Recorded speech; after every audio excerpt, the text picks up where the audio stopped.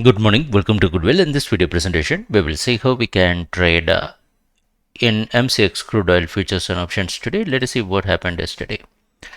The chart you're seeing is 20-minute candlestick chart for Mcx Crude Oil. Yesterday, the market opened somewhere near 7,500. After the price opening, the market took various resistance around 7,560 and also various support near 7,460. Finally, the price provided a breakout above 7,560 that pushed the price towards 7,750s and the price closed near that.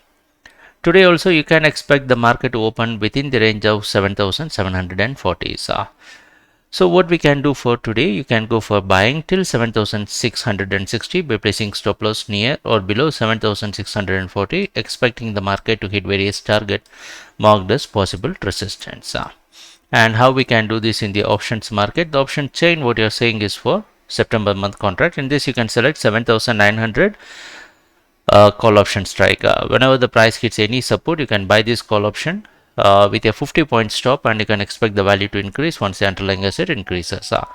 Kindly open trading account with the Goodwill and subscribe to our YouTube channel. For account opening, you must call to 937 927. Take care. Bye.